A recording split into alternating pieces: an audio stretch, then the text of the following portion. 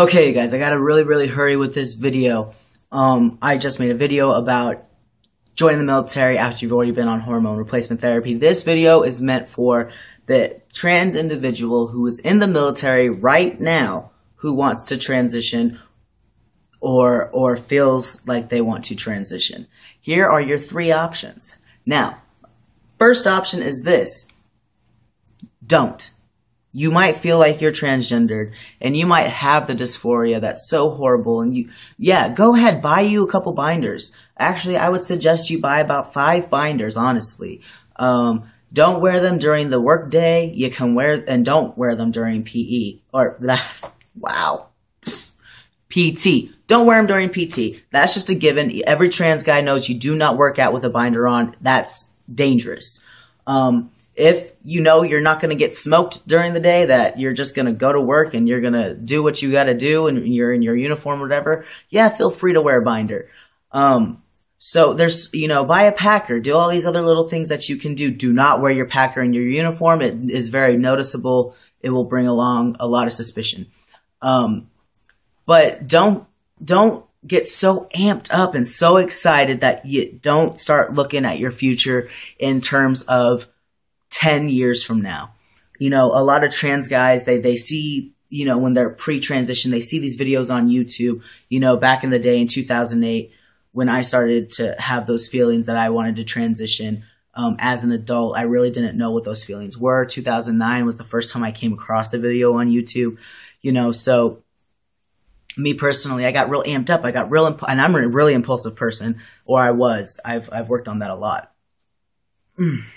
Blah.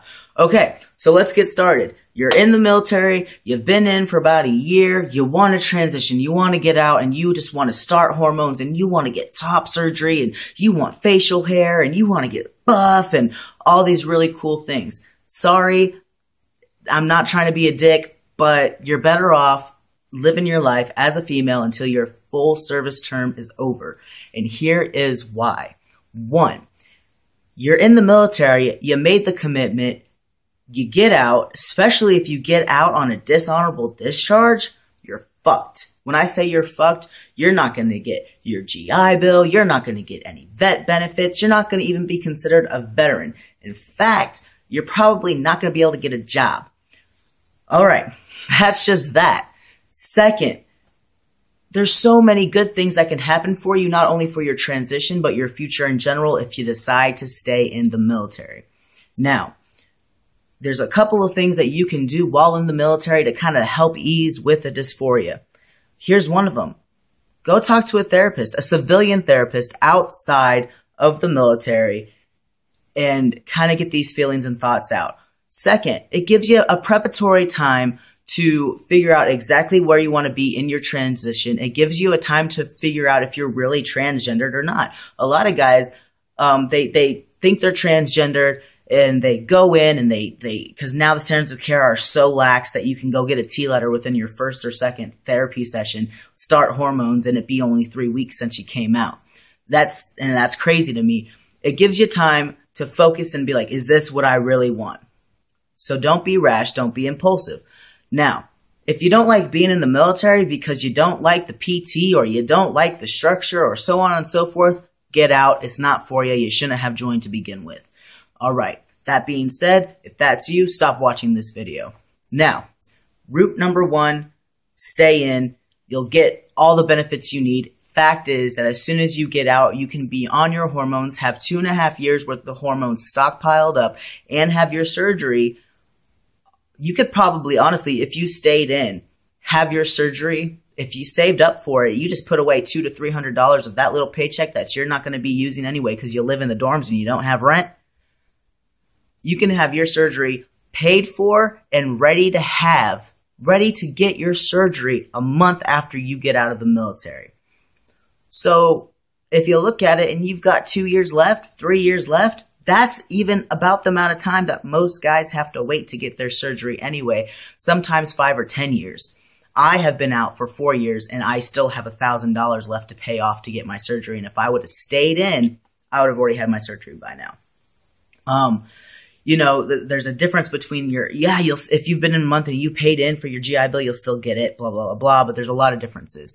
Now, if you do want to get out, and this is your second option, you do want to get out, you want to get out now, I would still suggest you wait to get out until you have a full 24 months worth of served time.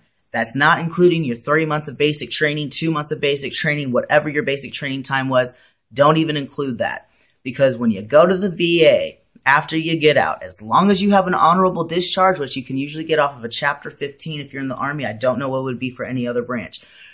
You go in, you get your VA benefits, they pay for your hormones.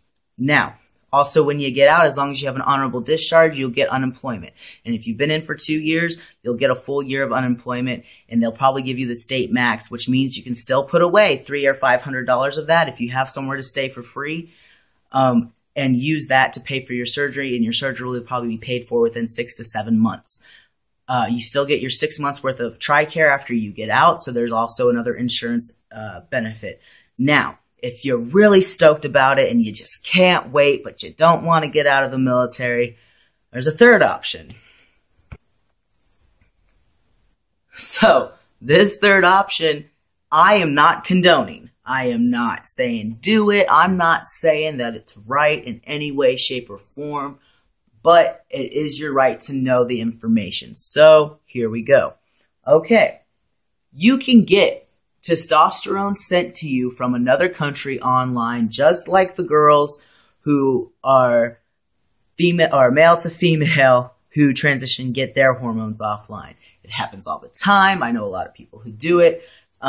You can go that route. If you go that route, I'm praying for you, because it's a lot safer for someone who's not in the military to get their hormones offline illegally than it would for someone who's in the military. Now, if you're in the military and you want hormones right this second, here's the steps that you should take to do that. 1. You don't use your TRICARE for anything medical when it comes to transition whatsoever. Never, ever, ever. So you're going to be taking that money and that you could be using to save for your top surgery and all that jazz to be paying for doctor visits. Now you want to go find the biggest city closest to you. Don't go to the town that you're directly in. Go about 30 minutes outside of that or to the large city in the state. Make sure you take a day of leave. Give yourself a 3-day weekend.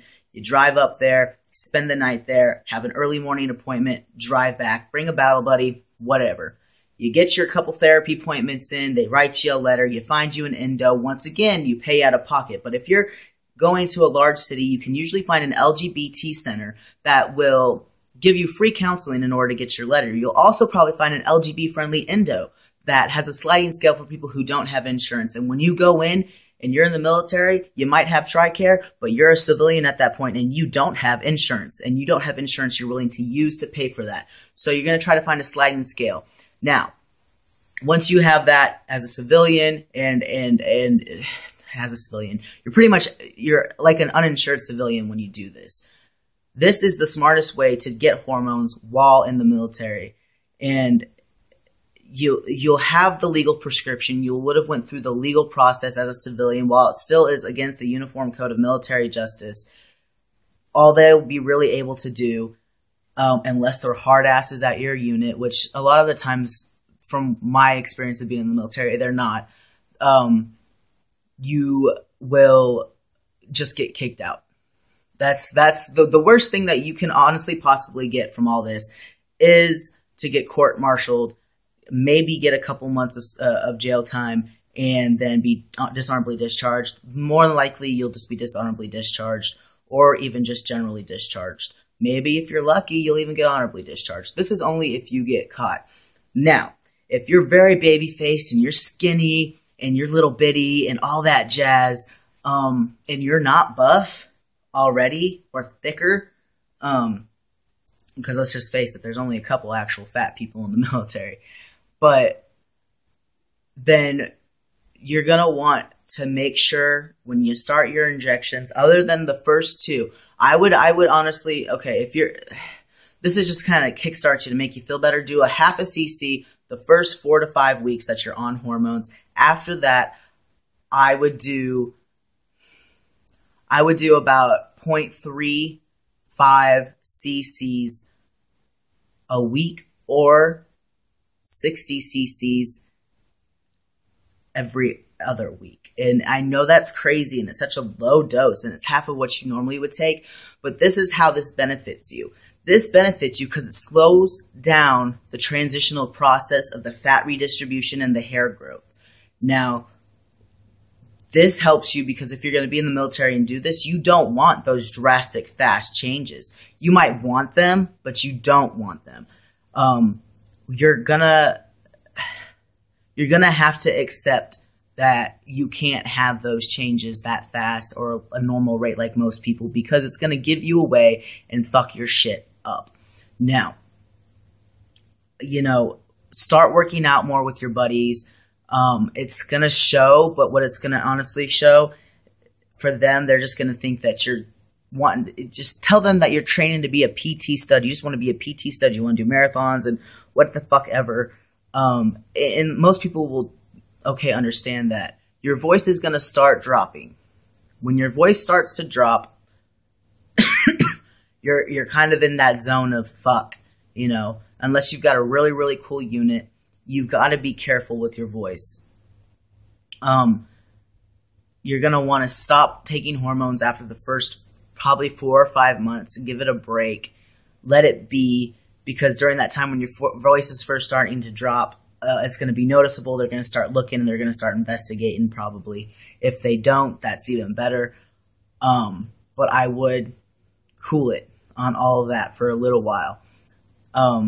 Like I said, this is not the option that I would choose for you guys. The second option is not the option I would choose for you guys.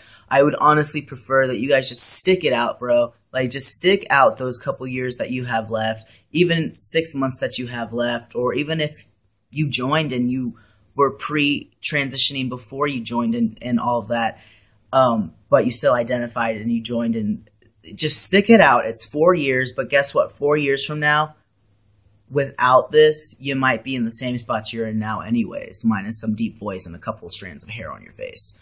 If you guys have any questions, let me know. This is my new channel, obviously. I've only posted a few videos on here, but yeah, like I said, let me know. I'm here for you guys, and that's it.